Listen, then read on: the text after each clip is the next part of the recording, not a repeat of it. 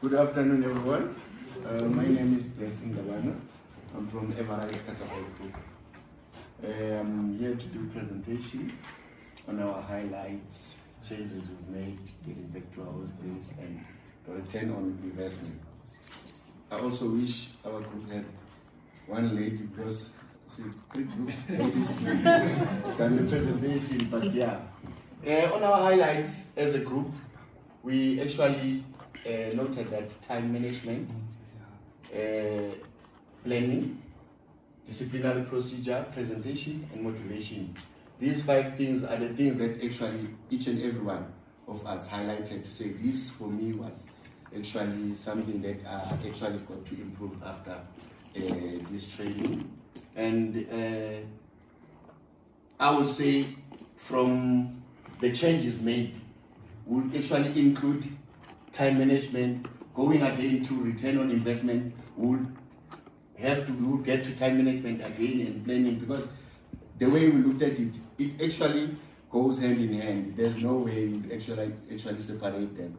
So on the changes made in terms of record keeping, Rabelani was telling us that now he's going with the handbook wherever he goes to taking the notes and stuff, because usually before she was just going around, whatever that they're discussing, they would just take it to say, I'll memorize it. But now she's using that handbook to actually take notes.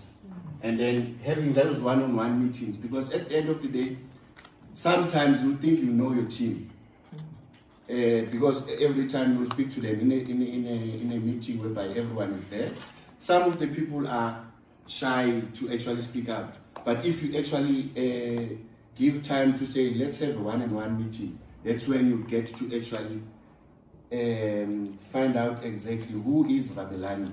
Because some people are shy, they don't like to talk when there's a lot of people around. And then in terms of planning and preparing for the meeting, prior to the meetings, usually we've discussed it from the first day we get here.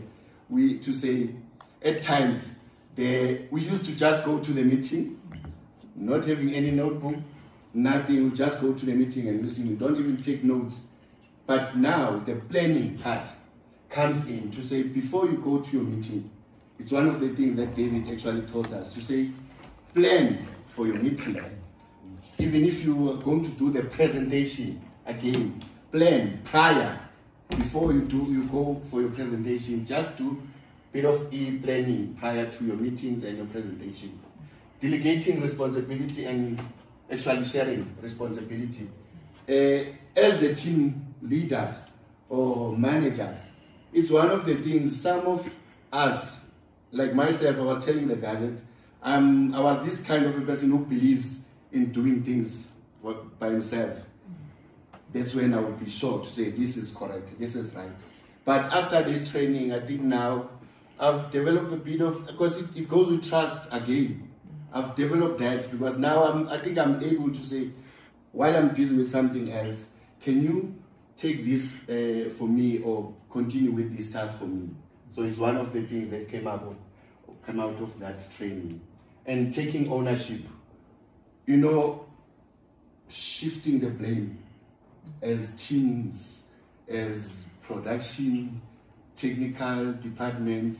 At times, it's one of the things that happens in our workplaces, whereby as a production team, whenever something goes wrong, you sometimes want to see, you check who you can actually point the blame to say, actually, we couldn't achieve this because of so and so. Technical department or electrical department, the light problem that Alwani and Zakele were alluding to say in their company. There's this problem whereby workers will actually at times say there was no light. The reason why we decided to stop, because there was not enough light. So that's shifting blame. So those kind of things, now after they went back to their work, they've actually introduced this thing to say people must actually take ownership of whatever is happening there. No one should actually point finger to say the reason why we couldn't actually achieve this is because it's of so and so. Coming to return on investment. time management, getting rid of time wasters, prioritizing tasks. Rabelani is the one who's actually saying he was actually late every day, punctuality. But after the training, she has improved. And she told us that she's actually having 10 minutes. She's 10 minutes before. So that comes to about 50 minutes in a week. That's a lot. Yeah. When you convert that to money, it's actually a lot. So in terms of breakdown, the downtime was reduced by 5%. Again, I'll go to other, which is Zakele, Madome, and Aluani. They are the ones again who said in their workplace, the reason at times they were having those breakdowns, it was because of time. What Aluani was alluding to say this 10 minutes, being late, you cannot notice at times, to say being late by 5 minutes, because you won't get to work exactly at that, to say 5 past 7, then you start working. There are things that you start by doing before you start the actual work. 10 minutes, it's a lot of time. So at times when you are working shift, you have to do the handover. You have to say the other shift that is coming out, you should be there on time so that those guys can give you the feedback. How did they run during the night if you are coming in the morning? So they should give you the handover. It must be proper to avoid those downtimes and stuff. So those are the things that our team came up with. Production performance increased by 1%. Yeah.